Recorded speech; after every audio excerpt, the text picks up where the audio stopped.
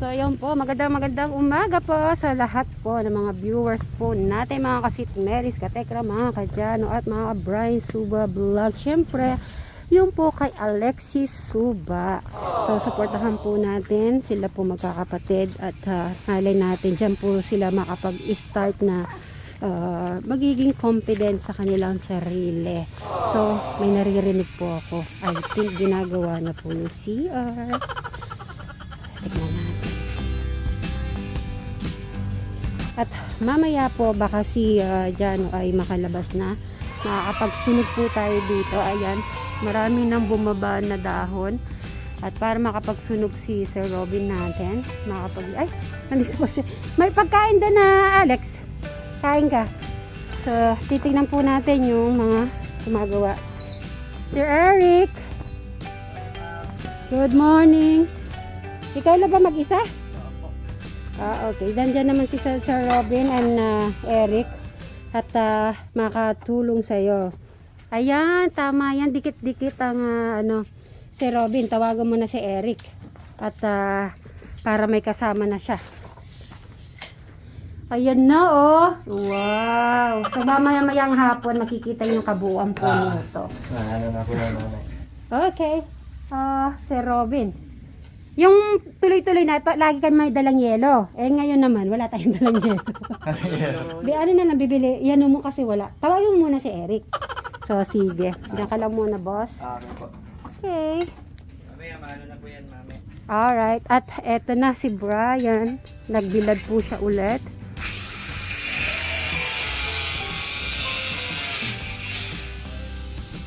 Good morning.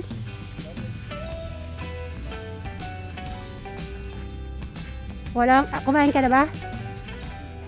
O, may dala tayo. Syempre, shout out kay Janet. Meron po tayong caldereta. Paborito ni Eric yan. At gulay. Paborito naman ni Crystal. Ayun pong kalabasa. Ano? Susunod pa ako doon sa spray. Magsusunog ka saka spray. Ay, madaming trabaho pala si Bray. Kailan pala kumain ng marami. Sige, sige. Sa tingin mo ba, kahit ba wala siyang butas, okay siya? Okay lang naman, ma'am, kahit walang butas yung shower. Pero may nabasa naman ako, pwede yung yung door na ilalagay dito para mayroon siyang parang bintana maliit. Hindi, kasi pwede rin po yung pinto na ipalalagay nyo, yung sa ilalim, meron siyang singawan. May pinto po na may singawan sa ilalim. Oo nga, Huwag no? po yung taas kasi mahal po yung sa taas. Sa ilalim. Sa ilalim. Ayun. So, okay. Mayroon na tayong idea. Pero nabasa ko na rin naman yun. Yung ano na lang daw sa door. Sa pinto na lang.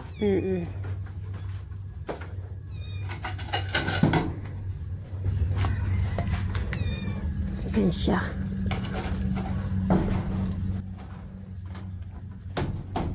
Ito, dapat po ito yung shower last time dahil naisip nga namin yung butas po Kaya yun, kasi yun ang pinaka bintana niya. Tatapusin niya muna po ito nga sa shower.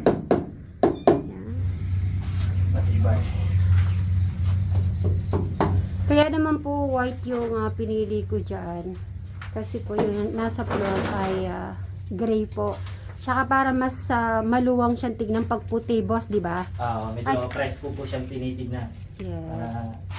Hindi na po ako nag-ano ng mga design. Mas okay sa kanila yung mga plain. Puti, yan. Para mas mabilis lang po siyang linisin din. Kasi ito mabilis linisin. Kahit na naman yung tubig, no? Kasi yung mga may design po kasing mga umbok-umbok, doon po dumidikit yung ibang mga, halimbawa maalat po yung tubig, yung mga kalawang nag-i-stack po. So natutuwa ka na. May progress na sa nangyayari, Bri. Na lang. Common CR daw, hindi daw public CR. Okay. Dito po kasi pag may nakakita akong ganito sa mga parang public CR na siya. Tapos sabi ko, Mary, ano yan? I-open mo ba sa mga tao? So, yun po. Ha? Dito ba? Sadali lang. Magdi-dreams muna kami ni Bri. Okay. Oh, yun. Starting na. Mas maganda yung ano, yung mga harap naman po ay free. Syempre ay blessing at kung maging matupad. Syempre kailangan may ginagawa tayo para maging successful ang isang tao. So yan dito. Pero dapat kailangan talaga maano pa to Maano pa natin talagang yung pinakaano ng tubig before kailangan mapatag. Okay? Ayun yung palay ko.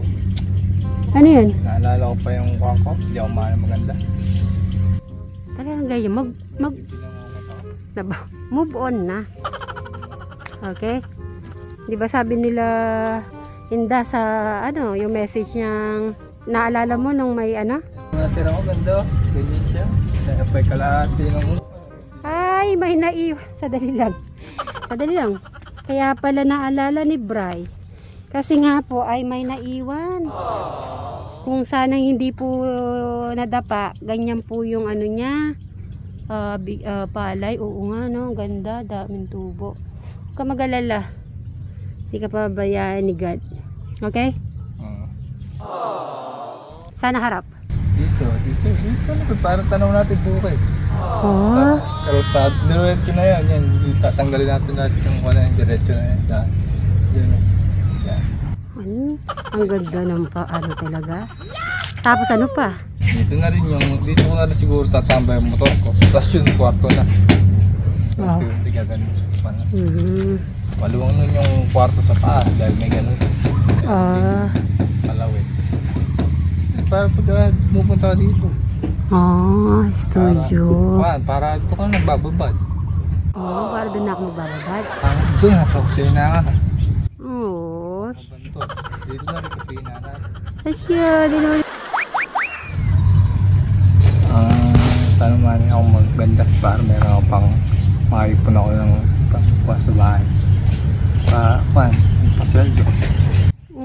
Asya, din So, deserve ni Brian na ano. At nakilala ko si Bri sa 2 years. Ayun na, kahapon Bri, 2 years na ang na nakilala ang Suba sibling. Tapos, di ba, hanggang ngayon nandiyan pa rin sila. Na talagang gusto nila na makita kayo bawat isa na maging successful. At yun naman ang dinadalangin natin.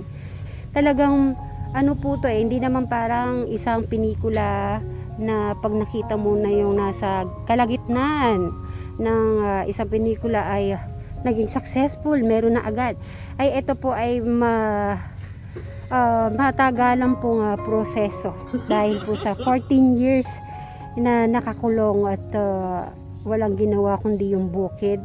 At si Eric natin, siya yung pinaka main natin dito na kahit ganun pa man ang sitwasyon niya ay talagang binuhay niya yung sarili niya kahit walang ulam, kanin lang at contented at nabuhay po siya. Siguro sa iba, hindi na makakayanan yun, di ba Bri? Kasi dahil sa'yo, kahit na nakita man na ganun sitwasyon ninyo, at least yung kanin hindi mo winala kay Eric at sa iba mong kapatid. Crystal, kasi that time naman si Alex ay kay Tito and Tita at si si Jano kay Tita Seni nasa Marilao. Okay, Bri? Siguro dahil tayo nagkasama sa 2 years, kaya alam ko na lahat-lahat ng mo mga lahat-lahat ng bagay pag nagalit ka, pag nagtatampo ka, pag hindi okay yung mood mo. So alam ko na kung bakit. Kaya di mo na di ka na makakapagtago sa akin ng secret. Di ba? Kaya na muna tayo. Then pag nagmerienda, 10 o'clock na pala. Kasi may tinapay dun yung nabili ko kahapon. Tara, natin. Ayan. Mamaya po, papasilip ko sa inyo po yung kabuuan ng tile sa loob ng shower. Habang kakain muna si Bri. Ala, patay. Nagluluto. Ay, Bri, nasunog ko yata yung rice. Salpak na naman. Ay, hindi mo nga. Nasunog ko ata. Hindi, may bula pa rin. Hindi pa luto. Ayan, second time. Mo lang. Ito, nangamoy na po sa kwentuhan namin. Nag-aalala din po kay Crystal. Everything okay. Alam niyo po ba bakit naging okay siya? Ininom lang yung gamot ng binigay ng kuya niya, si Brian. Gumaling na siya. So, sabi nga ay dapat pa-check up din si Crystal. Baka, Crystal, 100% okay ka na? 99%? Hanapin natin ng 1%. I-check natin yung dugo. Ano kaya yung 1%? Yung magmamasahe sa akin. Mamassage kita mamaya. 1% pala yung massage. Akyat tayo. Akyat po tayo dito. First time kong akyat ngayon dito. Oo nga no, ang tagal-tagal ngayon lang ako makyat. Wow! Kitang-kita pala dito. Ayun Ay. Anong ginagawa mo? Ay, hanggang sa taas pala meron mga solar. Ayun Hindi pala pwede magtambay aso dyan eh. Bakit? Kunwari, kung tutulog yan, kahit tangali, magulat ka, hindi ay pagtaas niya. Tagpi. Naiga sa kutsyon. Yan palang ginagawa ni Crystal. Sinecheck niya yung mga solar. Pag gabi naman nga po, ay umaandar yan at maliwanag ang buhay. Ayun, nagbilad po siya ng yung ano niya, yung kama. Tapos yung pala niya nandoon. Mamaya makapagsunog tayo ng basura. Kaya matuyo-tuyo na yan. Makapagsunog hanggang dyan. Yun kita mo nga naman hanggang dito. Mamaya, Chris, na magpapausok tayo dito para yung lamok. Tapos o-open natin yung mga window para lumabas po yung mga lamok-lamok na yan. Pag dengue ka, Makakalusot pa rin lamok eh. bakit? Siyempre, kukumot ko. Ang uso ng lamok mahaba. Pero yung iba, hindi nakakatulog kung walang kulambo sa paa. Si Kuya Dave na ganun.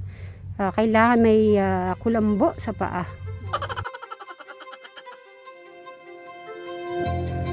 Yun dito pala, hindi pa nakasama. Ngayon ko lang napansin. Medyo may green pa, kaya hindi po pwede. Minsan kasi pag mga green, wala pa laman po yun. Dapat talaga ay yellow. Yellowish. Talagang lutong-luto na siya. Magandang umaga po ulit sa mga kasitmeris, katekra, mga kadyano at mga Brian Suba Vlog at syempre kay Alexis Suba. Magandang umaga. Syempre po especially po sa mga OFW po natin at maraming salamat at maraming salamat po sa lahat ng bumate sa 2 years anniversary na kung paano nakilala ang Suba sibling. Syempre walang iba kay Tekram, syempre Tekram channel team, sa lahat ng mga groups. Maraming salamat hanggang nagsubaybay din po kayo sa Sweet Mary's Vlog, sa mga grupo kay Ate Takumi at sa lahat po ng mga sumuport at tumulong sa magkakapatid. Syempre yung mga viewers natin na hindi nawawala, ang mga grupo nila, mga Suba sibling, lahat na nag-share ng mga videos natin, kasama yung mga supporters na solid na nagmamahal po sa ating lahat. Kaya maraming salamat at sa mga Sweet Bird Angels po natin na lagi nandyan at lagi nagme-message, nagbibigay ng inspirasyon para mas lalo natin na gagawin ng best at lagi yung pinatatag ang aking kalooban kahit meron tayo nababasa na hindi maganda, kahit hindi sa channel natin at pag may napapanood sila tapos yung pinagtatanggol. So maraming salamat sa inyo, sigad na pang bahala na magbalik ng inyong kagandaan kalooban sa ating buhay. Kaya maraming salamat po sa lahat po ng mga nanonood. Thank you. God bless po sa lahat.